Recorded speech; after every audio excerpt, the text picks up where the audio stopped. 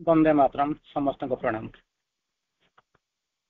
Episode number 281 the secret knowledge page 67 आम आज आलोचना करवा सीमित मन को से अनंतता आड़ को टाणी नियंती lifting our finite minds to his infinity. Episode number 281 the secret knowledge page 67 गोटे लाइन आम आलोचना करवा आज आमर सीमित मन को तांकर अनंतता मध्य को से उत्तोलित करते lifting our finite minds to his infinity. तेणु मन हूँ सीमित बोलिक आम जानी कारण आम जो मन कथा कहते विभिन्न प्रकार मन को आम आलोचना कर देखी आम जो मन रोचु ये हूँ सीमित मन जहाँ देखू तारी भितर रहू से संक्षिप्तता सीमितता भितर रहू अधिक किसी ना हो बड़ किसी भावना ये आम रहा चेष्टा करूँ।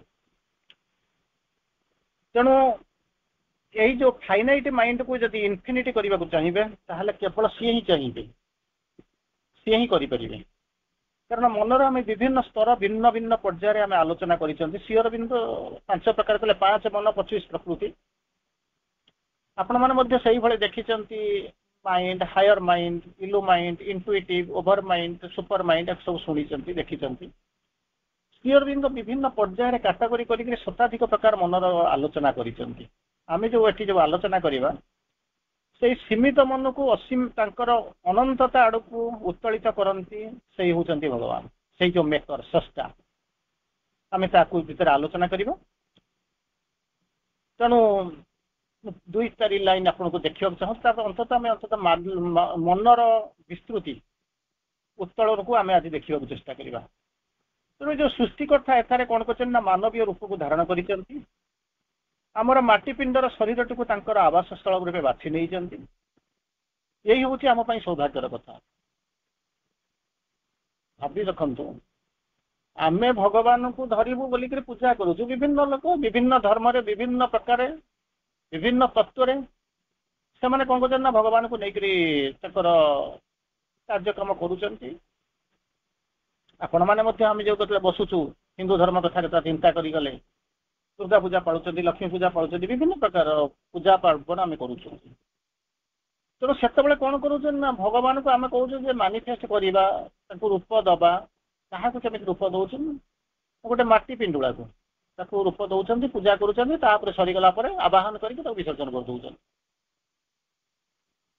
केवे निज कथा आम भावी ना आम जो मूर्ति करुँ सी हूँ कर्दम माटीर मूर्ति किंबा पत्थर मूर्ति कि मार्बल मूर्ति एमती गोटे क्या कि फटो एम सब आम करूँ किंतु भगवान कौन कर इच्छा कर बाहरी आसी यही मानवीय रूप धारण कर यही जो माटीपिंडर शरीर जहाँ को आप कादुआ बोलिक कहीं फपाट दौरान सी हूँ आमर जो ये शरीर से कर्दम माटीपिंडुला ताकू से आवास स्थल रूपे बाछि नहीं आम जमी आवाहन कर विसर्जन करूँ सी ना से परमानेंटली आसी रही यही हूँ आम सौभाग्यर कथा। आम डाकी दौर रखिपारूनु विदा कर दूँ विसर्जन कर दूँ कि सी आसिक रही सेगुड़ाक सब आम जहाँ देखु सी हूँ कौन ना थियोरिटिकल नॉलेज थियोरी आम बंचीचु किंतु ये भगवान रही यही हूँ सौभाग्य कथा ताहाठारु अधिक कर्तव्य पालनर कथा सौभाग्यर कथा ताहाठारु अधिक हूँ कर्तव्य पालनर कथा। जिते आपण घर को जाने कुणिया आसिक पहुँचुची कुणिया जो गेस्ट आप पाँच से कौन कर तत्व कर केमी कौन भलरे ट्रिटमेंट करें आपण मैंने व्यस्त कि भगवान जो प्रति मुहूर्त आम जापरूँ देखिपारूँ कि ट्रिटमेंट करूँ कौटी गोटे निर्दिष्ट दिन शिवंकर जागर पाड़ा रामचंद्र नवमी पाड़ा जन्माष्टमी पाड़ा कृष्ण यार भर आम रोचु किंतु जो कर्तव्य पालन कथा कहते आमको आम भितर से अंतर्निहित संभावना गुड़ा को विकसित कराई आने को हम संभावना तो रही किंतु आमर धर्म हूँ जी तो न जानी संभावना समस्त भितर अच्छे आम संभावना को किसी लोक किसी यूटिलाइज कर पिलाटा भीतर संभावना थिला से डाक्तरटे हम तेणु ताकू लगी पड़ी डाक्तर कर किंतु आम भितर अनंत संभावना अच्छी आम भगवान ही उठा ଜୀବନଟା ଦିବ୍ୟ ଜୀବନ ହେଇଯିବ ତା କଥା କେହି ଭାବୁନାହାନ୍ତି। ଆମେ ଡାକ୍ତର ଭିତରେ ରହିଯାଇଛି, ଆମ ଭିତରେ ସମ୍ଭାବନା ଥିଲା, ଗାଁରୁ ଅଛି ସହରରେ ଅଛି, ଘର କରିଛି କାର କରିଛି କୋଠା ବାଡ଼ି କିଣିକିରି ବୁଝୁଛି, ଆମେ ତାର ଭିତରେ ରହିଯାଇଛି। କିନ୍ତୁ ପ୍ରକୃତରେ ଆମ ଭିତରେ ଯୋଉ ଅନ୍ତର୍ନିହିତ ସମ୍ଭାବନା ଲୁଚିକି ରହିଛି ତାକୁ କେମିତି ବିକଶିତ କରିବାକୁ ପଡିବ ସେଇ ଜିନିଷ ଭିତରେ ଆମେ ବେଶୀ କାରଣ ଆମେ ଆମର ମୁଣ୍ଡ ଛାଡକୁ ଯାଉନାହାନ୍ତି। ଆପଣମାନେ କିଛି କିଛି ଚିନ୍ତା କଲେନି ବା ସେଥିପାଇଁ କିଛି କିଛି ପ୍ରଚେଷ୍ଟା କରୁଛନ୍ତି, କିନ୍ତୁ ସମସ୍ତେ ତା ନୁହେଁ। ଆମକୁ ସେଇଟା ଦିବ୍ୟ ଯୋଜନାରେ ସଚେତନ ଅଂଶ ଭାବରେ ଗ୍ରହଣ କରିବାକୁ ପଡିବ। ତେଣୁ ମାଧବ ପଣ୍ଡିତ ଯୋଉ କଥା କହୁଛନ୍ତି ଆମକୁ କେବଳ କଣ ଅଛି ଗ୍ରହଣଶୀଳ ଏବଂ ନମନୀୟ ହେବାକୁ ପଡିବ। ଗ୍ରହଣଶୀଳ ରିସେପ୍ଟିଭ ଆଉ କଣ କରିବାକୁ ପଡିବ ତାକୁ ଆମକୁ ନମନୀୟ ହେବାକୁ ପଡିବ, ଯାହା ଫଳରେ କି ସେ ଯେମିତି ଇଚ୍ଛା କରିବେ ତାକୁ ସେଇ ଅନୁପାତରେ କଣ କରିବେ ନା ଗଢିପାରିବେ। ଗୋଟେ ଛୋଟିଆ କଥା ମୋର ମନେ ପଡୁଛି, ଗୋଟେ ରାଜା ଥିଲା ଭାରି ପରାକ୍ରମଶାଳୀ ରାଜା, ଯୁବ ପ୍ରଚଣ୍ଡ ପରାକ୍ରମୀ ଥିଲେ ସେ। ତେଣୁ ସେ କଣ କରୁଥିଲେ ନା ପାଖାପାଖି ଯୋଉ ରାଜ୍ୟ ମାନେ ସେମାନେ ଡରୁଥିଲେ ଭୟ କରୁଥିଲେ, ସବୁ ଯାକ ତାଙ୍କ ସହିତ ଥିଲା, ସେମାନେ କରଦ ରାଜା ରୂପେ ରହୁଥିଲେ, ତାଙ୍କର ପ୍ରଭାବ ବହୁତ ଥିଲା, କିନ୍ତୁ ତା ଭିତରେ ବି ସେ ବିନମ୍ର ଥିଲେ, ପୋଲାଇଟ ନମ୍ର ଏମିତି ଥିଲେ। ଏଇ ଯୋଉ ନମ୍ରତା ଭାବ ତାଙ୍କର ଯୋଉ ମନ୍ତ୍ରୀ ଥିଲେ ତାଙ୍କୁ ଭଲ ଲାଗୁନଥିଲା। ତାଙ୍କ ସେ ଯୋଉ ମନ୍ତ୍ରୀକୁ ସିଏ ଏଇ ନମ୍ର ସ୍ୱଭାବଟା ତାକୁ ଭଲ ଲାଗୁନଥିଲା। ସିଏ କହୁଥିଲେ କଣ ନା ନମ୍ର ସ୍ୱଭାବର ଯଦି ଲୋକମାନେ ତାକୁ କଣ କରିବେ ନା ତାକୁ ମିସୟୁଟିଲାଇଜ କରିବେ, ୟୁଟିଲାଇଜ କରିବେ କମ ମିସୟୁଟିଲାଇଜ କରିବେ ବେଶୀ। ତେଣୁ ଏଇ କଥାକୁ ଭାବିକରି ସେ ଗୋଟେ ବିରାଟ ବିନମ୍ରତା ତାର ପ୍ଲସ୍ କନ୍ସ ଏପଟ ସେପଟ ତାକୁ ତାପରେ ଗୋଟେ ବିରାଟ ଭାବରେ ବୁଝେଇଲେ, ରାଜାଙ୍କୁ ବୁଝେଇଲେ। ରାଜା ଶୁଣି ଶୁଣି କହିଲେ ତମେ ମୁଁ ତ ଆପଣଙ୍କ ପ୍ରତି ମୋର ସମ୍ମାନ ଅଛି, ମୁଁ ସବୁ ଜାଗା ମାନୁଛି, ମୁଁ ଆପଣଙ୍କ ଆଡଭାଇସ ଗ୍ରହଣ କରୁଛି, କିନ୍ତୁ ଅସୁବିଧାଟା ହଉଛି କଣ ଆପଣ ଏଇ ଯୋଉ ବିନମ୍ରତା ମୋର ଯୋଉ ବିନୟୀ ଭାବ ଉପରେ ଯୋଉ କମେଣ୍ଟ ଦଉଛନ୍ତି ମୁଁ ସେକୁ ଗ୍ରହଣ କରିପାରୁନି। କାରଣ ମୋ ବାପା କହିଥିଲେ, ମୋ ବାପାଙ୍କୁ ମୁଁ ଗ୍ରହଣ କରୁଛି, ଆପଣଙ୍କୁ ଯେମିତି ଗ୍ରହଣ କରୁଛି ମୋ ବାପା ସ୍ୱର୍ଗତ ପରଲୋକଗତ ବାପାଙ୍କୁ ମଧ୍ୟ ଗ୍ରହଣ କରୁଛି। ବାପା କହିଥିଲେ ଇଏ ଯୋଉ ସିଂହାସନ ଇଏ ଆମକୁ କଣ ହେଇଛି ନା ଦିଆଯାଇଛି। ଆସନ୍ତା କାଲି ଆପଣ ଯେତେବେଳେ ଭୋଟ ଗଣତି ହବ, ଅବଶ୍ୟ ଏକ୍ଜିଟ୍ ପୋଲରୁ କିଛି କିଛି ତ ଆଭାସ ପାଇଲେଣି, ସେ ଯାହା ବି ହଉ ଆସନ୍ତା କାଲି ଯେତେବେଳେ ଆପଣଙ୍କର ଦେଖିବେ ଯେତେବେଳେ ମାନେ କଣ ହବ ଇଏ ହବ ଯେତେବେଳେ ଫାଇନାଲ ରେଜଲ୍ଟ ଯେତେବେଳେ କାଉଣ୍ଟ ହବ ଏତେବେଳକୁ ଆପଣ ମାନେ ଜାଣିସାରିବେନି ଦେଶ ସାରା ଗୋଟେ କଣ ହଉଥିବ, ପୃଥିବୀ ସାରା ଗୋଟେ କଣ ହଉଥିବ, କଣ ନା ମାନେ ଗୋଟେ କଣ ହବ, ଇଏ ଆସିବ କଣ କରିବ, ଶାସନ କେମିତି ହବ କଣ ହବ। ଠିକ ସେଇଭଳିଆ ଇଏ ଜିନିଷ ମତେ ମିଳିଛି, ଏଟା ପରମାନେଣ୍ଟ ନୁହେଁ, ମତେ ମିଳିଛି, ତାକୁ ଦିଆଯାଇଛି। ଆଉ ଯୋଉମାନଙ୍କୁ ମୁଁ ନେଉଛି ତାଙ୍କର ଯୋଉ ଭଲ ମନ୍ଦ ବୁଝୁଛି ମୋର ପ୍ରଜାମାନେ ସେମାନେ ମୋ ସନ୍ତାନ ଭଳି, ମୋ ପୁଅ ଭଳି, ସେମାନେ ମତେ ସମ୍ମାନ ଦଉଛନ୍ତି, ମତେ ସମ୍ମାନ ଦଉଛନ୍ତି। ଏ ଚେୟାରରେ ମୁଁ ବସିଛି, ମୁଁ ତାଙ୍କୁ ମିସୟୁଟିଲାଇଜ କରିବାକୁ ଆସିନାହିଁ, ମୁଁ ସେମାନଙ୍କର ରକ୍ଷାକର୍ତ୍ତା ତ୍ରାଣକର୍ତ୍ତା, ସେମାନଙ୍କ ପାଇଁ ମୁଁ ହଉଛି ଦେବତା, ତାଙ୍କର ବାପା ମା। ତେଣୁ ବାପା ମାଙ୍କର ଧର୍ମ ହଉଛି କଣ ନା ସେମାନଙ୍କର କେୟାର ନବା। ଯେତେବେଳେ ସେମାନେ ମୋ ପାଖରେ ବିନମ୍ର ବିନୟୀ, ତେଣୁ ନ୍ୟାଚୁରାଲି ମୋର କର୍ତ୍ତବ୍ୟ ହଉଛି ମୁଁ ତାଙ୍କ ସାଙ୍ଗରେ ବିନମ୍ର ହବା ଉଚିତ। ଏଠି ମଧ୍ୟ ସେ ଯୋଉ ମାଧବ ପଣ୍ଡିତଙ୍କର ଆମେ ଶୁଣୁଛନ୍ତି ଆମକୁ ଦୁଇଟା ଜିନିଷ କଣ ହବାକୁ ପଡିବ, ପ୍ରଥମେ ହଉଛି ଗ୍ରହଣଶୀଳ ହେବାକୁ ପଡିବ, ଦ୍ୱିତୀୟ ହଉଛି କଣ ନା ନମନୀୟ ହେବାକୁ ପଡିବ। ଯଦି ଗ୍ରହଣଶୀଳ ହେବା ନମନୀୟ ହେବା, ମାଟିଟାକୁ ଆପଣ ଆଣିକିରି ପାଣି ମିଶଉଛନ୍ତି, କାଦୁଅ କରୁଛନ୍ତି, ତାପରେ ଛାଞ୍ଚରେ ପକେଇକିରି ଗଢୁଛନ୍ତି। କିନ୍ତୁ ଗୋଟେ ମୁଣ୍ଡା ପଥରକୁ ନେଇ ଆସିବେ, ତାକୁ କହିବେ ତୁ ହଣାହଣି କରିବେ, ତାକୁ ଯାଇ ମୂର୍ତ୍ତି ତିଆରି କରିବେ। ତେଣୁ କିନ୍ତୁ ମୁଣ୍ଡା ପଥରଟା ଯେଟା କାଦୁଅ ସେ ତାର ଛାଞ୍ଚ ତିଆରି ଅଲଗା, ଷ୍ଟାଇଲ ଅଲଗା, ୟାର ହଉଛି ଶୈଳୀ ଅଲଗା। ତେଣୁ ମାଟିଟା ଯଦି କହିବ ମାନେ ଯଦି ଭାଙ୍ଗିବ ନାହିଁ, ସେ କାଦୁଅ ହବା ପାଇଁ ଚେଷ୍ଟା କରିବନି, ଆସିବାକୁ ଚେଷ୍ଟା କରିବନି, ଆପଣ ତାକୁ କେମିତି କଣ ତିଆରି କରିବେ? ଯେ କାରିଗର ତାକୁ କେମିତି ତିଆରି କରିବ? ଠିକ ସେଇଭଳିଆ ଆମେ ତାଙ୍କର ଦୁଇଟା ଜିନିଷ ଆସିବ, ଗୋଟେ ଗ୍ରହଣଶୀଳତା ଆସିବ, ଗୋଟେ ନମନୀୟତା ଆସିବ। ଏଇ ଜିନିଷ ଯଦି ଆସିବ ସିଏ ଯେମିତି ଇଚ୍ଛା କରିବେ ଅନୁରୂପ ଭାବରେ ଆମକୁ ତିଆରି କରିପାରିବେ। କାଦୁଅଟା କରିବା ଦରକାର, କରିସାରିଲା ପରେ ସିଏ କଣ କରିବ ନା ତିଆରି କରିବେ। ଯେତେବେଳେ ତିଆରି କରି ରଖିବେ ଆମକୁ ସେ ନମନୀୟ ହେବାକୁ ପଡିବ, ଗ୍ରହଣଶୀଳ ଆମକୁ ତାର ଇଚ୍ଛା ଥିବା ଦରକାର, ନହେଲେ ତ ଭାଙ୍ଗିଯିବ। କିନ୍ତୁ ତାର ମଧ୍ୟ ଆସ୍ପୃହା କରୁଥିବ, ପଥରଟାରେ ଯୋଉ ପଥରଟା ସେଇ ଗୋଟିଏ ପଥର ପାଖରୁ ଆସିଛି, ଗୋଟିଏ ତୁଠ ପଥର ହେଇଛି, ସେଇ ପଥର ମଧ୍ୟ କଣ ହଉଛି ନା ଦେବତାଙ୍କ ମନ୍ଦିରରେ ପୂଜା ହଉଛି, ଲକ୍ଷ ଲକ୍ଷ କୋଟି କୋଟି ଲୋକ ବସିକିରି ଯୁଗ ଯୁଗ ଧରି ସେମାନେ କଣ କରୁଛନ୍ତି ନମସ୍କାର କରୁଛନ୍ତି, ଶତାବ୍ଦୀ ଶତାବ୍ଦୀ ଧରିକିରି। ସେଇ ପଥର ହଉଛି ଏଇଟା, କିନ୍ତୁ କାହାର କଣ ଆସ୍ପୃହା କେମିତି କଣ। ସେଇଭଳିଆ ଆପଣ ମଧ୍ୟ ଆସିଛନ୍ତି ଲୌକିକ ଦୋର, ସେଇଠି ମଧ୍ୟ ଆପଣ ଆସିକରି ଦେବତା ହେଇଯାଉଛନ୍ତି, ସେଇଠି ଲୋକ ମଧ୍ୟ କଣ କହୁଛନ୍ତି ଅସୁର ହେଇଯାଉଛନ୍ତି।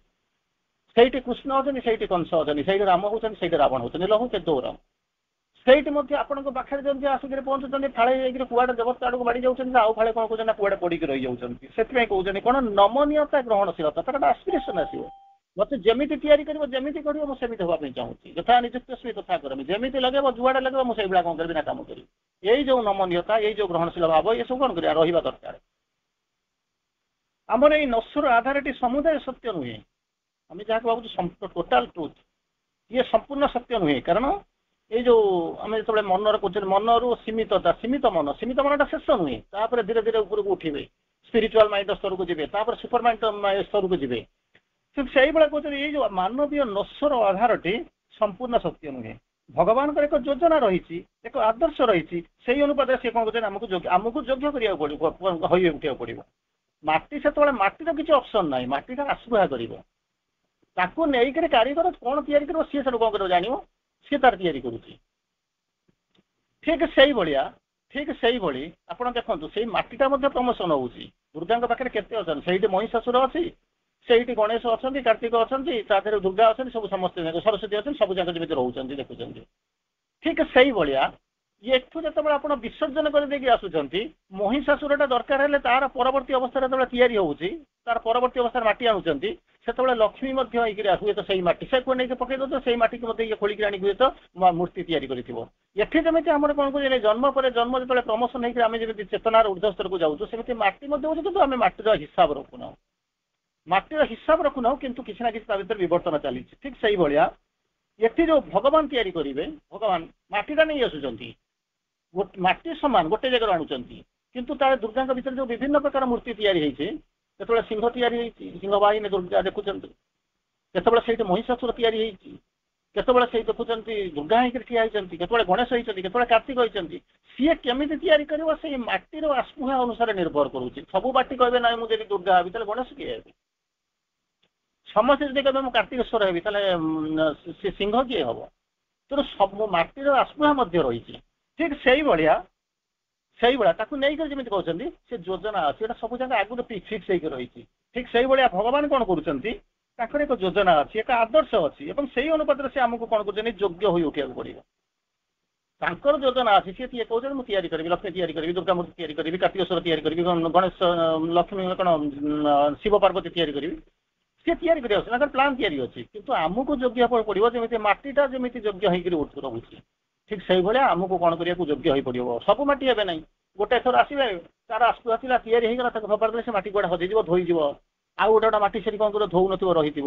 ତାର ଉଦ୍ଦେଶ୍ୟ ହଉଛି କଣ ନା ମୁଁ ଆଉ ଥରେ କେମିତି କଣ ମୁଁ ଆଗକୁ ଯିବି। ଠିକ ସେଇଭଳିଆ ଚେତନାର ବିବର୍ତ୍ତନ କେମିତି କଣ ହଉଛି, ଗୋଟାଏ ଜନ୍ମରେ ଆମେ କେତେ ବାଟ ଯାଉଛୁ, ତାପରେ ଦେଖୁଛୁ କଣ ନା ସେଇଠି ଲୋକ ଆସିକି କହିଛନ୍ତି ସମସ୍ତେ ହେଇପାରୁନାହାନ୍ତି। ଆପଣ ଗୋଟିଏ ଜିନିଷ ସିଓର ଯେ ଆପଣ ଆପରେ ଗୋଟେ ହାୟର ଜନ୍ମକୁ ଯିବେ, ଇଭଲ୍ୟୁସନରେ ଦିପାଦ ଆଗକୁ ଯିବେ, ଏଟା ସତ୍ୟ। କିନ୍ତୁ ସେଇଠି ମଧ୍ୟ ଗୋଟିଏ ମା ପେଟର ପିଲା ହେଇଥିବେ, କିମ୍ବା ଆପଣଙ୍କ ସଂସ୍ପର୍ଶରେ ଯୋଉମାନେ ଆସୁଥିବେ, ହୁଏତ ଆପଣଙ୍କର ଭାଇ ବଳରେ ବନ୍ଧୁବାନ୍ଧବ ହେଇଥିବେ, ସେ ଦିନକୁ ଦିନ ତଳକୁ ଯାଉଥିବେ। ସୃଷ୍ଟି ବହୁ ଜନ୍ମର ତପସ୍ୟା ପୁଣ୍ୟ ବଳରେ ଆମେ ଆସି ଏଇଠି ପହଞ୍ଚିଛୁ, କିନ୍ତୁ ଆମେ ତାକୁ ପ୍ରପରଲି ୟୁଟିଲାଇଜ କରିପାରୁନୁ, ରାଦର ଆମେ ମିସ୍ ୟୁଟିଲାଇଜ କରୁଛୁ। ତେଣୁ ଦିବ୍ୟ ଶକ୍ତିଙ୍କ ହାତରେ ନିଜକୁ ଛାଡ଼ି ଦେଇ ସମର୍ପିତ ଅବସ୍ଥାରେ ରହିବାକୁ ହବ। ଆମକୁ ଛାଡ଼ି ଦିଅନ୍ତୁ, ଆସ୍ପୃହା କରନ୍ତୁ, ତାଙ୍କରି ହାତରେ ଆମକୁ ଛାଡ଼ି ଦିଅନ୍ତୁ। ଆମର ପ୍ରସ୍ତୁତି ଅବସ୍ଥା ଦେଖିଲେ ସୃଷ୍ଟିକର୍ତ୍ତା ତାଙ୍କ ଦିବ୍ୟତାର ପ୍ରତିରୂପରେ ଆମକୁ ସେ ନୂତନ ଆକାରରେ ରୂପ ଦେବେ। କାଷ୍ଟିଂ ତାପରେ ରିକାଷ୍ଟିଂ। କାହିଁକି ଆମର ପ୍ରସ୍ତୁତି ଅବସ୍ଥା କେମିତି, ଆମେ କେମିତି ପ୍ରସ୍ତୁତ ହେଇଛୁ। ଗୋଟେ କମ୍ପାନୀ ଅଛି, ତା ଭିତରେ ଗୋଟେ ଲୋକ ଚାକିରି କରିଛି, ଦରକାର ହେଲେ ଝାଡୁ ମାରୁଥିବା ଲୋକଟାই ମଧ୍ୟ କୁଆଡେ ଉଠିକି ଯାଇକି କେତେ କୋଉଠି ମ୍ୟାନେଜର କୋଉଠି ସିଓ ପର୍ଯ୍ୟନ୍ତ ହେଇଯାଉଛି। ତାର ଆସ୍ପୃହାସନ, ତାର ଚେଷ୍ଟା ଅଛି, ତାର ପ୍ରଚେଷ୍ଟା ଅଛି, ତେଣୁ ସେ ତାର ଉପରକୁ ଉଡି ଯାଉଛି। ସେଇଠି ମଧ୍ୟ ମ୍ୟାନେଜର ପୋଷ୍ଟକୁ ଆସି ଉପରକୁ ଯାଇପାରୁନି, ସେ ଦିନକୁ ଦିନ ତଳକୁ ଆସୁଛନ୍ତି, ଦରକାର ହେଲେ ସସ୍ପେଣ୍ଡ ହେଇଯାଉଛନ୍ତି, କୁଆଡେ ବାହାରି ଯାଉଛନ୍ତି, କଣ ହଉଛନ୍ତି। ସେଇଠି ମଧ୍ୟ ଲୋକ ହାୟର ପୋଷ୍ଟକୁ ବଡ ବଡ କମ୍ପାନୀ ଭିତରେ ମଧ୍ୟ ଉଠିକି ଚାଲି ଯାଉଛନ୍ତି। ଠିକ ସେଇଭଳିଆ ଦିବ୍ୟ ଶକ୍ତିଙ୍କ ହାତରେ ଛାଡି ଦିଅ, ସମର୍ପିତ ହେଇଯାଅ, ସିଏ ଚିନ୍ତା କରିବେ ମୁଁ କଣ କରିବି। ସେଇ ସମର୍ପଣ ଆମେ ଯାହାକୁ କହୁଛୁ ସମର୍ପଣ, ତାରି ଭିତରେ ଆମେ ରହିଛୁ। ଆମର ପ୍ରସ୍ତୁତି ଅବସ୍ଥା ଦେଖିବା, ଆମେ ତ କେମିତି ହେଇଛୁ, କେତେ ପ୍ରସ୍ତୁତ ହେଇଛୁ। କମ୍ପାନୀ ନେଇଗଲା, ମ୍ୟାନେଜର କିଛି ଲୋକଙ୍କୁ ନେଇଗଲା, ଯେତେବେଳେ ଦେଖିବ ଏମାନେ ପ୍ରପରଲି ମନେକର ବିଭିନ୍ନ ପ୍ରକାର ଚାକିରିରେ ଯାଉଥିବେ, ଜଣେ ଟ୍ରେଣ୍ଡ ଆସିଥିବ, ଜଣେ ଏକ୍ଜିକ୍ୟୁଟିଭ ହେଇଥିବ, ଜଣଙ୍କର ଏକ୍ସପିରିଏନ୍ସ ଥିବ, ଆଉ ଜଣେ ମୂଳରୁ କିଛି ତାର ଏକ୍ସପିରିଏନ୍ସ ଆସିଥିବ, ସେ ତାକୁ ନେଇକରି ଆଉ ଯେ କିଛି ଲୋକ ପାଠ ପଢିକି ଆସିଥିବେ, କାହାକୁ ନେଇକରି କେମିତି ଟ୍ରେନିଂ ନେଇକରି କୋଉଠି କରିବାକୁ ପଡିବ ତାକୁ ଦେବାକୁ ପଡିବ। କିନ୍ତୁ କଣ୍ଡିସନ ହଉଛି ଏଠି ଯେମିତି ସମର୍ପିତ ହୁଏ, ସେଠି ସେମିତି କଣ କରିବ ନା କମ୍ପାନୀ ପାଖରେ ଯେମିତି ଚାକିରି କରିବାକୁ ଆସିଛି ହାତ ଟେକି ଦେବ, ଠିଆ ହବ, ତାପରେ ତାର ଯେମିତି ଦରକାର, ଆଉ ସେଇ ଅନୁପାତରେ କେତେ ପରିମାଣରେ କିଏ ବିବର୍ତ୍ତିତ ହେଇଛନ୍ତି, ଆଗକୁ ଯାଇଛନ୍ତି, ତାକୁ ଦେଖି ସାରିଲା ପରେ ସିଏ ତିଆରି କରିବେ। ତାଙ୍କର ଏଇ ବିଶ୍ୱ ଯୋଜନାର ସଫଳ ରୂପାୟନ ନିମିତ୍ତ ଆମ ଉପରେ ସେ ଦିବ୍ୟ ପରିକଳ୍ପନାକୁ ନ୍ୟସ୍ତ କରିବେ। ଯେତେବେଳେ କମ୍ପାନୀଟା ଆପଣଙ୍କୁ ନେଇକରି ମାଲିକ ଗୋଟେ ଚେୟାରରେ ବସେଇଛି, ପାୱାର ଦଉଛି, ମାନେ ଅଥରାଇଜେସନ କରୁଛି, ଯେତେବେଳେ ସେ ଆପଣଙ୍କୁ ସବୁ ଦାୟିତ୍ୱ ଦେଇଛି, କମ୍ପାନୀର କିଛି ଏକ୍ସପେକ୍ଟେସନ ଅଛି। ତେଣୁ ତାକୁ ଆମକୁ ଫୁଲଫିଲ୍ କରିବାକୁ ସେଠି ଯେମିତି ପଡୁଛନ୍ତି ଏଠି ସେମିତି ବିଶ୍ୱ ଯୋଜନାର ସଫଳ ରୂପାୟନ ନିମିତ୍ତ ଆମ ଉପରେ ସିଏ ତାଙ୍କର ଦିବ୍ୟ ପରିକଳ୍ପନାକୁ ନ୍ୟସ୍ତ କରିବେ। ମାଲିକ ବସିଛି ଆମେରିକାରେ, ଏଠି ଯେମିତି ଆପଣ ବସିକରି କମ୍ପାନୀ ଚଳାଉଛନ୍ତି, ଲାଭ ହଉଛି, ଠିକ ଠାକ ଚାଲିଛି, ଠିକ ସେଇଭଳିଆ ଭଗବାନ କଣ କରୁଛନ୍ତି, ଆମ ଉପରେ ସବୁ ଦାୟିତ୍ୱ ନ୍ୟସ୍ତ କରିଛନ୍ତି, କିନ୍ତୁ କଣ୍ଡିସନ ହଉଛି କଣ ନା ସମର୍ପଣ। କେତେ ପ୍ରସ୍ତୁତ ହଉଛୁ, କେମିତି କଣ ଆସ୍ପାୟାର କରୁଛୁ, କେମିତି ପ୍ରୋଗ୍ରେସ କରିଛୁ, କେତେ ଆମର ୱିଲିଂନେସ୍ ଅଛି, କେମିତି କଣ ଆମେ ଆମର ଆଟିଚ୍ୟୁଡ କେମିତିକା, ଏଇଆକୁ ନେଇକି ଯାଉଛନ୍ତି। ତାପରେ ଶ୍ରୀ ଅରବିନ୍ଦ ଲେଖୁଛନ୍ତି ଦୁଇଟି line, however man's mind may tire or fall is flesh. ସବୁ ଯେ ଭାବୁଛନ୍ତି ଆପଣ ଦେଖିଦେଇ ସାରିଲା ପରେ ସବୁ ତିଆରି କରିଦେଲା ପରେ ସମସ୍ତେ ଏକା ପ୍ରକାର ହେବେ କିମ୍ବା ଏକା ପ୍ରକାର ପ୍ରୋଗ୍ରେସ କରିବେ ବା ଗୋଟେ ଜାଗାରେ ପହଞ୍ଚିବେ, ତା ନୁହେଁ। However man's mind may tire or fall is flesh. ମନ ଯେତେ କ୍ଳାନ୍ତ ହୋଇପଡୁ, ରକ୍ତ ମାଂସର ଶରୀର ଯେତେ ଦୁର୍ବଳ ହେଇଯାଉ, ଏ ୱିଲ୍ ପ୍ରିଭେଲ୍ସ, ଯୋଉ ୱିଲ୍ ସଂକଳ୍ପ କଥା କହିଲି, ଇଚ୍ଛା କଥା କହିଲି, ୱିଲ୍ ପ୍ରିଭେଲ୍ସ। ସେ କଣ କରିବ, ସଂକଳ୍ପ ତାର କଣ କରିବ, କ୍ୟାନସେଲିଂ ହିଜ୍ କନସିୟସ୍ ଚଏସ୍। ସେତେବେଳେ କଣ ହବ, ଯେତେ ଦୁର୍ବଳ ହେଇଯାଉ ଶରୀରଟା, ରକ୍ତ ମାଂସର ଶରୀର ଯେତେ ଦୁର୍ବଳ ହେଇଯାଉ, ମନଟା ଯେତେ କ୍ଳାନ୍ତ ହେଇଯାଉ, ଏକ ଦିବ୍ୟ ସଂକଳ୍ପ ତାର ସଚେତନ ନିର୍ବାଚନକୁ ରଦ୍ଦ କରିଦେଇପାରି ଜୟଲାଭ କରିବ। ଏ ୱିଲ୍ ପ୍ରିଭେଲ୍ସ। ଆପଣ କହିପାରିବେନି ଯୁଦ୍ଧ ହଉଥିଲା କାହାର ନା ଆକବରଙ୍କର ହିମୁଙ୍କ ସହିତ ଯୁଦ୍ଧ ହଉଥିଲା। ହିମୁଙ୍କର ସୈନ୍ୟ ମାନେ ଗୋଟାଏ ପଟରୁ ରୁଟ କରି ଚାଲିଗଲେ। ଆକବର ଜାଣିଲେ ମୁଁ ହାରୁଛି, ଯୁଦ୍ଧ କ୍ଷେତ୍ର ଛାଡି ଦେଇକି ଚାଲିଯିବା ଅବସ୍ଥାରେ ଥିଲେ। ଠିକ ସେତିକି ବେଳେ ହଠାତ୍ ଜାଣିନାହାନ୍ତି ମାରିଦେଲେ ଗୋଟେ ତୀର, ହିମଙ୍କ ଆଖିରେ ଯାଇକି ବାଜିଗଲା।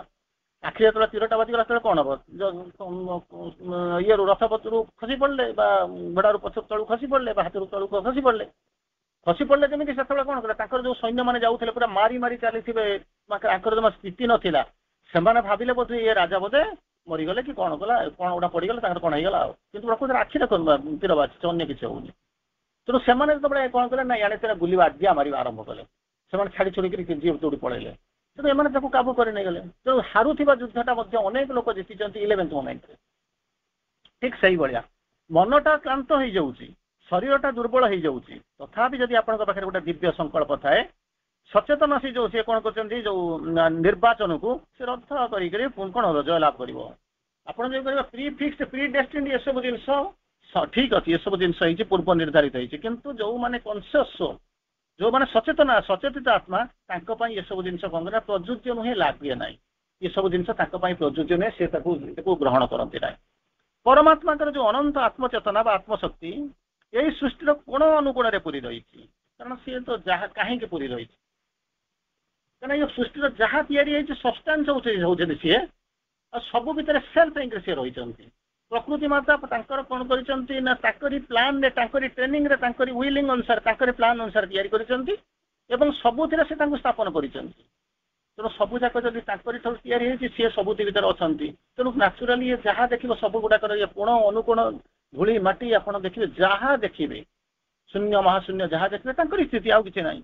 ତାଙ୍କର ଆତ୍ମରୂପାୟନର ବହୁ ବିସ୍ତାର ମଧ୍ୟରେ ସିଏ ଛଦ୍ମ ରୂପରେ ରହିଛନ୍ତି। କାହିଁକି ଛଦ୍ମ ରୂପରେ ରହିଛନ୍ତି? କାରଣ ଏପର୍ଯ୍ୟନ୍ତ ଆମେ ତାକୁ ଗ୍ରହଣ କରୁଛୁ। ପ୍ରଥମ ଯେତେବେଳେ ଆପଣଙ୍କୁ କହିଲି, ପ୍ରଥମେ ତ ଆସିକରି ପହଞ୍ଚିଲି, ଆପଣଙ୍କୁ ସେଇ କଥା କହୁଛି, ଆମେ କଣ ଚିହ୍ନିଲୁଣି କି? ନା ଚିହ୍ନିଲେ ବି ଆଖି ବୁଝି ଦଉଛୁ। କାହିଁକି ସେଟା ଟେନସନ ନବା, କାହିଁକି ତାକୁ ବେକାର ଟେନସନ ନବା, ବରଂ ଯାହା ହଉଛି ନ ଚିହ୍ନିଲା ଭଳିଆ ଆଖି ବୁଝି ଦେଇକିରି ବନ୍ଦ ହେଇକିରି ବସିଯିବାଟା ହଉଛି ଭଲ। କାରଣ ଜଣକୁ ଯଦି ମୁଁ ଚିହ୍ନିବି ଯେ ସେ ଭଗବାନ ଆସିଛନ୍ତି, ତାଙ୍କ ଦାୟିତ୍ୱ ନେବାକୁ ପଡିବ, ତାଙ୍କ ପଛରେ ଗୋଡିବାକୁ ପଡିବ, ତାଙ୍କୁ ଘରକୁ ଆସିବାକୁ ପଡିବ, ଟ୍ରିଟମେଣ୍ଟ କରିବାକୁ ପଡିବ, ତାଙ୍କୁ ପୂଜା କରିବାକୁ ପଡିବ, ତାଙ୍କର ମାନିବାକୁ ପଡିବ। ତ ମୁଁ ତ ଏସବୁ ଜିନିଷ କରିବାକୁ, ମୁଁ ତ ବର୍ତ୍ତମାନ ମାନେ କଣ ହଉଛନ୍ତି, ଏନଜୟମେଣ୍ଟ ମୋଡରେ ଅଛି, ଜୀବନକୁ ଉପଭୋଗ କରିବା ମୋଡରେ ଅଛି। ତେଣୁ ଏସବୁ ଜିନିଷକୁ କାହିଁକି ମୁଁ ଟେନସନ ନେବି, ସେଥିରେ ମୁଁ ଜମା ମୁଣ୍ଡ ପୁରେଇବି ନାହିଁ। ତେଣୁ ସେ କଣ କରିଛନ୍ତି ନା ସବୁ ଗୁଡାକରେ ଅଛି, ସେଇ ଯୋଉ ହଁରେ ବି ସିଏ ଅଛନ୍ତି, ନାଁରେ ବି ସେଇଆ ଅଛନ୍ତି। ମୁଁ ତାଙ୍କୁ ଚିହ୍ନି ପାରିଲା ବେଳେ ସିଏ ଚିହ୍ନୁଛନ୍ତି, ମୁଁ ଯେତେବେଳେ ତାକୁ ନ ଚିହ୍ନିବାର ବାହାନା କରୁଛନ୍ତି, ସିଏ ମଧ୍ୟ ତାଙ୍କର ମାୟା, ସିଏ ମଧ୍ୟ ତାରି ଭିତରେ ଲୀଳାରେ ଅଛନ୍ତି। କାରଣ ତା ପଛରେ ଗୋଟେ କିଛି ଉଦ୍ଦେଶ୍ୟ ଅଛି। କାରଣ ଏପର୍ଯ୍ୟନ୍ତ ପୃଥିବୀ ପ୍ରସ୍ତୁତ ହେଇନାହିଁ। ଗୋଟେ ଲୋକକୁ ମନେ କରନ୍ତୁ ଆପଣ କାମ ଦେବେ, ତେବେ ଗୋଟେ କାମ କର, ଏଠି କରିଦେଇକିରି ଯା, ତମେ ମୋର କରିବା ପାଇଁ, ଇଏ ତ କାମ କରିବା ପାଇଁ ମିନିମମ୍ 12 ଘଣ୍ଟା ଲାଗିବ। ଆପଣ କେବେ ମାନେ 6 ଘଣ୍ଟା ଦିଏ କାମ କର, ସନ୍ଧ୍ୟାବେଳେ ଆସେ, ସେ ଯୋଉ 12 ଘଣ୍ଟାକୁ 2 ଦିନ 3 ଦିନ ସେ ମଜୁରୀ ନବ, ତାପରେ କ୍ଳାନ୍ତ ହେଇକିରି ଆସିଥିବ, 2-4 ଘଣ୍ଟା ହଁ ଆପଣଙ୍କ ପାଇଁ ସେ ଲୋଭରେ ସିନା କରିଦବ, କିନ୍ତୁ ସମ୍ପୂର୍ଣ୍ଣ ତ ଦିନ ସାରା ସେ ଆପଣଙ୍କ ପାଇଁ ଖଟି ପାରିବ ନାହିଁ, ଅଧିକା ପଇସା ନବ। ତେଣୁ ଭଗବାନ ତାକୁ କଣ କରନ୍ତି, ବେଟର ହଉଛି ଗୋଟେ କାମ କର, ଆଜି ବିଶ୍ରାମ ନେ, କାଲି ସକାଳୁ ସକାଳୁ ଆସିକରି ପହଞ୍ଚିବୁ, ପୁରା ରାତି 4ଟା ବେଳକୁ କାମ କରିଦେବୁ, ତୋର ସରିଲା ବେଳକୁ ମାନେ ଖରା ରାତିକି ମାନେ ମାଇନସ୍ କରି ଏଲିମିନେଟ୍ କରିକିରି ତୁ ବସିକରି କାରି କରିକି ଯିବୁ। ତା ଦ୍ୱାରା କ'ଣ ହବ? ତା ଦ୍ୱାରା କ'ଣ ହବ? ଯଦି ଏମର୍ଜେନ୍ସି ଥିଲେ ତ ଅଲଗା କଥା। ତା ଦ୍ୱାରା କ'ଣ ହବ? ଇଏ ଯୋଉ ଡବଲ ଦରମା ଦଉଛନ୍ତି, ଗୋଟେ କ୍ଳାନ୍ତ ଲୋକକୁ ନେଇକରି କାମ କରୁଛନ୍ତି, ତା ପାଇଁ ଖାଇବା ପିଇବା ବ୍ୟବସ୍ଥା କରୁଛନ୍ତି, ଲାଇନ ଇଲେକ୍ଟ୍ରିସିଆନ କରୁଛନ୍ତି, ବର୍ଷା ଝଡ଼ରେ କାମ ମଧ୍ୟ ବନ୍ଦ ହଉଛି, ସବୁ ଯାକ ଅସୁବିଧା ଭିତରେ ଏଗେନ୍ଷ୍ଟ ଅଲ୍ ଅଡ୍ସ ଆପଣ ଚାହୁଁଛନ୍ତି କାମଟା କରେଇ ନେବା ପାଇଁ। କିନ୍ତୁ ସେମିତି ତ ଆପଣଙ୍କର ଆରାମରେ ଅଛି, ଦିନଟା ପଡ଼ିଛି, ଆଲୁଅ ଦରକାର ନାହିଁ, ସିଏ ତା ପଇସାରେ ଖାଇବ, ଡବଲ ଦରମା ଦେବା ଦରକାର ନାହିଁ, କ୍ଳାନ୍ତ ଲୋକକୁ ନେବା ନାହିଁ, ସେମାନେ ପୁରା ସୁରୁଖୁରୁରେ ଆସିକରି କାମ କରିବେ। ତାପରେ ଏପଟରେ କୋଉଠି ବଙ୍କା ଟଙ୍କା ହେଲା, ରାତିରେ ଦେଖାଯାଉଥିବ ଇଲେକ୍ଟ୍ରିସିଟି ପ୍ରୋବ୍ଲେମ ହଉଥିବ, ସିଏ ସବୁ କିଛି କୋଉଠି ନାହିଁ, ସେପଟେ ମାନେ ଭଲ ଆଟିଚ୍ୟୁଡରେ କାମ କରିବେ, କୋଉଟା ଭଲ ହବ? ଠିକ ସେଇ କଥା କହୁଛନ୍ତି, ସେ ଆମ ଭିତରେ ଛଦ ମାନେ ରହିଛନ୍ତି, କାରଣ ସେ ଅପେକ୍ଷା କରିଛନ୍ତି କେତେବେଳେ ଆମେ ପ୍ରସ୍ତୁତ ହବା, ତାଙ୍କୁ ଚିହ୍ନିବାକୁ, ଜାଣିବାକୁ, ବୁଝିବାକୁ ପ୍ରସ୍ତୁତ ହବା। ସେ ଆମକୁ ଗଢୁଛନ୍ତି, ଆମର ଅସାମର୍ଥ୍ୟତା ହଉଛି ତାଙ୍କର ଯୋଜନା କାର୍ଯ୍ୟକାରୀ ହେବାର ଅନ୍ତରାୟ ହୋଇ ଠିଆ ହବ ନା। ସେମିତି କହିଲେ ରହିଯାଅ, ଅପେକ୍ଷା କରିଯାଅ, କାଲିକି କରିବ, ସେମିତି ଭଗବାନ କହୁଛନ୍ତି କାହିଁକି ଅଧା ଗଢା ମଣିଷଟାକୁ, ଅର୍ଦ୍ଧ ତିଆରି ହେଇଥିବା ମନଟାକୁ ନେଇକରି ମୁଁ କାହିଁକି ଅଧା ଗଢା କରିବି? ଅପେକ୍ଷା କରିଛନ୍ତି କେତେବେଳେ ଏ ଲୋକଟା ବଦଳିଯିବ ଏବଂ ସମ୍ପୂର୍ଣ୍ଣ ରୂପକୁ ଆସେ, ତାପରେ ସେ କଣ ତାକୁ ନେଇକରି ତାକୁ ଇନଷ୍ଟ୍ରୁମେଣ୍ଟ, ଗୋଟେ ଯନ୍ତ୍ର କରିକରି କାମ ଆରମ୍ଭ କରିବେ। ତେଣୁ ଆମକୁ ଆମ ଭିତରେ ଚାଲିଥିବା ଶକ୍ତିର କ୍ରିୟାକୁ ସେ ସ୍ୱୀକୃତି ଦେବାକୁ ହବ। ଏତିକି ଆମେ କରିପାରିବା। Only souls acceptance is one. ଆଉ କିଛି ଅଧିକ ଆମେ କରିପାରିବା ନାହିଁ। କେବଳ ଆମେ ଗୋଟିଏ ଜିନିଷ କରିବା, କ'ଣ? ସୋଲ୍କୁ ଆମେ ଆକ୍ସେପ୍ଟ କରିବା, ଆଉ କିଛି ନାହିଁ। ଏଠାରେ ସେଥିପାଇଁ କହୁଛନ୍ତି ପ୍ଲାନ୍ ଅଫ୍ ଗଡ୍ ହେଡ୍, ଯୋଉଟାକୁ ଆମେ ଆଲୋଚନା କରୁଥିଲେ, ପ୍ଲାନ୍ ଅଫ୍ ଗଡ୍ ହେଡ୍। ଭଗବାନଙ୍କର ଗୋଟେ କ'ଣ ହଉଛି ନା, ତାଙ୍କର ପ୍ଲାନ୍ ଅଛି। ସେଇ ଯୋଉ ପ୍ଲାନ୍ ହଉଛି କ'ଣ ନା, ଅତିମାନସ ବିଜ୍ଞାନ ଚେତନାରେ ପ୍ରତିଷ୍ଠିତ ହବା କଥାକୁ ନିଶ୍ଚିତ ଭାବରେ ଦେଖଉଛି। ପ୍ଲାନ୍ ଅଫ୍ ଗଡ୍ ହେଡ୍ ଆମକୁ ନେଇକରି ଯାଉଛନ୍ତି ଗୋଟିକ ପରେ ଗୋଟିଏ ସ୍ତର। ସେଥିପାଇଁ ଆମକୁ କ'ଣ କରିବାକୁ ପଡ଼ିବ? ଯୋଗ୍ୟ ହେବାକୁ ପଡ଼ିବ। ମନରେ ରହିଛୁ ଅତିମାନସ କଥା କହି କ'ଣ ଚିନ୍ତା କରିବା? ମନରେ ଥିଲେ କ'ଣ ଗୋଟେ ଅତିମାନସ କଥା ଚିନ୍ତା ମାନେ ଯେମିତି ଆଈ ମା କାହାଣୀ ଶୁଣିବା ଭଳିଆ ଲାଗିବ, ଆଈ ମା କାହାଣୀ ଭଳିଆ ଲାଗିବ। କିନ୍ତୁ ଯେତେବେଳେ ଆପଣ ଚିନ୍ତା କରନ୍ତୁ, ଗୋଟେ ସମୟରେ ଆପଣ ଚିନ୍ତା କରନ୍ତୁ, ବିଶଲ୍ୟକରାଣୀ ଆଣିବାକୁ ଯିବାକୁ ପଡ଼ିବ। ଯିବାକୁ ଆସିବାକୁ ହେଲେ କ'ଣ ନା 5000 ମାନେ କିଲୋମିଟର ହନୁମାନ ଯିବେ, ଯାଇକରି ଆସିବେ, ତାଙ୍କ ପାଖରେ 3 ଘଣ୍ଟା ସମୟ ଅଛି। ତା ଭିତରୁ ହୁଏତ ଗୋଟାଏ ଥର ସେ ଯୋଉ ଅସୁର ସହିତ ଅଧଘଣ୍ଟା ଚାଲି ଯାଇଥିବ, ଆଉ ଅଧଘଣ୍ଟା ହୁଏତ ହୋପଫୁଲି ଭରତଙ୍କର ବାଟୁଳି ଖାଡାରେ ଚାଲି ଯାଇଥିବ, ଗୋଟାଏ ଘଣ୍ଟା ଚାଲିଗଲା, ଆଉ 2 ଘଣ୍ଟା, 5000 କିଲୋମିଟର। ତା ଭିତରେ ହନୁମାନ ଯାଉଛନ୍ତି, ପର୍ବତକୁ ଉଠେଇକରି ଆଣୁଛନ୍ତି। 5000 କିଲୋମିଟର ଯଦି 2 ଘଣ୍ଟା, ତାମାନେ ଘଣ୍ଟାକର ସ୍ପିଡ କେତେ? 2500 କିଲୋମିଟର। ଆପଣ ସ୍ୱପ୍ନ ଦେଖିବେ, ଏଇ ମାନେ କେତେ କ'ଣ କଳ୍ପନା କରୁଥିବେ, କହି ଯାଉଥିବେ, ହନୁମାନ ଗଲେ ଯାଇକରି ହିମାଳୟକୁ ଉଠେଇକରି କ'ଣ ସବୁ କ'ଣ ନେଇକି ବିଶଲ୍ୟକରାଣୀ ସବୁ ନେଇକି ଆସିଲେ, ଏତେ ସ୍ପିଡ। କିନ୍ତୁ ଆଜିକାଲି ତ ଏଟା ସମ୍ଭବ ହେଇଗଲାଣି। ଆଜିକାଲି ସୁପରସୋନିକ ସ୍ପିଡରେ ଆପଣ ଉଡୁଛନ୍ତି। ସେତେବେଳେ ଯାହାକୁ ଆପଣ କଳ୍ପନା କରୁଥିଲେ, ରାମଚନ୍ଦ୍ର କଥା କହୁଥିଲେ, ବର୍ତ୍ତମାନ ସୁପରସୋନିକ ସ୍ପିଡରେ ଯାଉଛନ୍ତି। ତାଙ୍କଠାରୁ ଆହୁରି ଶୀଘ୍ର ଯାଉଛନ୍ତି, ଆହୁରି କ୍ଷିପ୍ର ବେଗରେ ଯାଉଛନ୍ତି। ସ୍ପିଡ ମଧ୍ୟ ଆହୁରି ବଢିବାକୁ ଚିନ୍ତା କରାଯାଉଛି। ପ୍ରଭଞ୍ଜନର ବେଗ ମନ ଆଲୋକ ଗତି, ଜିଣ ସହଜରେ ମନୁଷ୍ୟ ମତି। ପ୍ରଭଞ୍ଜନ ହଉଛି ପବନ, ତାର ଗତିକୁ, ଆଉ କ'ଣ ହଉଛନ୍ତି ମନର ପ୍ରଭଞ୍ଜନର ବେଗ, ଆଲୋକର ଗତି, ଲାଇଟ ଇୟର ଯୋଉ ଆପଣ ପଢୁଛନ୍ତି, ତାର ଗତିକୁ କିଏ ଟପିଯାଏ ନା ମନ ଟପିଯାଏ। ତେଣୁ ଏଠି କହୁଛନ୍ତି ଠିକ ସେଇଭଳିଆ ଜିନିଷ କହୁଛନ୍ତି। ଯୋଉ ମନଟା, ସେଠି ଆମେ ଯେମିତି ଶୁଣୁଥିଲୁ, ହନୁମାନ ଏତେ ସ୍ପିଡରେ ଗଲେ, ଏମିତି ଉଠେଇକିରି ଆଣିକିରି ପହଞ୍ଚିଲେ, 3 ଘଣ୍ଟାରୁ ଗୋଟାଏ ଘଣ୍ଟା ସେପଟରେ ଚାଲିଗଲା, ଆଉ 2 ଘଣ୍ଟା ଭିତରେ ସେ ଯାଇକରି କେମିତି କ'ଣ ଆଣିକରି ପହଞ୍ଚିଲେ ସୂର୍ଯ୍ୟଦେବ ପୂର୍ବରୁ ତାଙ୍କର ଟ୍ରିଟମେଣ୍ଟ ହେଲା କି ଯାହା ହଉ। ଏଠି ବର୍ତ୍ତମାନ ଆପଣ ସୁପରସୋନିକରେ ଚାଲିଲେଣି। ବର୍ତ୍ତମାନ ଯୋଉ ସବୁ ଇଣ୍ଟରକଣ୍ଟିନେଣ୍ଟାଲ ବାଲିଷ୍ଟିକ ମିସାଇଲ, ଆପଣ ମାନେ ଯୋଉ ଶୁଣୁଛନ୍ତି, ବିଭିନ୍ନ ପ୍ରକାର ମାନେ ମିସାଇଲ ଗୁଡାକ କଥା ଶୁଣୁଛନ୍ତି, କି ଯୋଉ ଗୁଡାକ ଆପଣଙ୍କର ରାଡାର ଫାଡାର ଏସବୁ ଜିନିଷ ଡିଟେକ୍ଟ କରିପାରୁନି। ଇଭେନ କହୁଛନ୍ତି ହାଇପରସୋନିକ ସ୍ପିଡରେ ସବୁ ଯିବା ଆସିବା କରୁଛି। ଲେଜର ସବୁ ଶୁଣୁଛନ୍ତି, ଯୋଉ କ୍ଷେପଣାସ୍ତ୍ର ମାନେ କଥା ଶୁଣୁଛନ୍ତି, ବିଭିନ୍ନ ପ୍ରକାର ରାଫେଲ ବିମାନ ୟାଡୁ ସବୁ କଥା ଶୁଣୁଛନ୍ତି, ଏଗୁলো ସବୁ ଶୁଣୁଛନ୍ତି। କେତେ ସ୍ପିଡରେ ଗଲେଣି। ବର୍ତ୍ତମାନ ଆଉ ସେ ଯୋଉ ହନୁମାନଙ୍କ କଥା ଯାଇକରି ଆସିବା ଆପଣଙ୍କ ପାଇଁ ଆଉ ବେଶୀ ବଡ ଜିନିଷ ଲାଗୁନାହିଁ। ହନୁମାନ କଥା ମାନେ ଆଉ ଏତେ ବେଶୀ ଲାଗୁନାହିଁ। ତେଣୁ କାହିଁକି ନା ସେ ବର୍ତ୍ତମାନ ସବୁ ବଦଳିଗଲାଣି, ବିଜ୍ଞାନ ବଦଳିଗଲାଣି। ପ୍ରତିଦିନ ମଧ୍ୟ ତାକୁ କ'ଣ କହୁଛନ୍ତି, ଆଜି ଯଦି ମନେ କରନ୍ତୁ ଗୋଟେ ବିମାନର ସ୍ପିଡ ଅଛି 2000 କିଲୋମିଟର, ଆସନ୍ତାକାଲି ସେ 2000 କିଲୋମିଟରକୁ ବଢେଇ ଦେଇକି କ'ଣ କରୁଛନ୍ତି ନା 3000 କିଲୋମିଟର ବଢୁବରେ ଆଉ ଗୋଟେ କମ୍ପାନୀ ତାକୁ ରିସର୍ଚ୍ଚ କରୁଛନ୍ତି, 2-4ଟା ଦେଶ ମିଶିକି ତାକୁ ରିସର୍ଚ୍ଚ କରୁଛନ୍ତି। ଅନେକ ଜିନିଷ ହଉଛି। ତେଣୁ ଆଜିକାଲି ଆପଣ ଯୋଉ ପୁରାଣର କଥା ଶୁଣିଥିଲେ, ସେ ଆଉ ପୁରାଣର କଥା ଆଉ ଗପ ହେଇକି ରହିନାହିଁ, ତାହା କ'ଣ କରୁଛି ନା ସତ୍ୟ ହେଇଗଲାଣି। ତେଣୁ ଆମ ଶରୀର କିପରି ସଚିଦାନନ୍ଦଙ୍କର ଏକ ମର୍ତ୍ତ୍ୟ ରୂପ ଏବଂ ଆମେ ସେଇ ଯୋଉ ଦିବ୍ୟ ପରିକଳ୍ପନା ରହିଛି, ତାରି ଭିତରେ ଆମେ କ'ଣ କରୁଛନ୍ତି, କେବଳ ଆମେ ଯୋଉ ଗ୍ରହଣ କରୁଛନ୍ତି ବା ବୁଝୁଛନ୍ତି, ତାହା ହଉଛି ସତ୍ୟ। ହଉଛି ଗୋଟିଏ ଜିନିଷ ହଉଛି କ'ଣ ନା, ଶ୍ରୀୟର ବିନ୍ଦୁଙ୍କର ଯୋଉ ବେସିକ ଫିଲୋସଫି ଆମେ ସବୁ ଯାହା ପଢୁଛୁ, ତାହାରି ଭିତରେ ଆମେ ରହୁଛୁ। ତେଣୁ ଏଇ ଯୋଉ ମନଟା, ତାର ଯୋଉ ସୀମିତତା ଅଛି, ସେ କ'ଣ ହଉଛି ନା ତାକୁ ଅସୀମିତ ଆଡକୁ ନଉଛନ୍ତି। ତାକୁ କିଏ ଯିଏ ନଉଛନ୍ତି ଯିଏ କରୁଛନ୍ତି ସେଇ ହଉଛନ୍ତି ମାନେ ସେଇ ତାହା କରିବାକୁ କହୁଛନ୍ତି ସେଇ ହଉଛନ୍ତି ସ୍ରଷ୍ଟା, ସେଇ ହଉଛନ୍ତି ଭଗବାନ। ମୁଁ କେବଳ ସେଇ ମନ ଉପରେ ମୁଁ 2-4 ଲାଇନ କହିବାକୁ ଚାହୁଁଛି।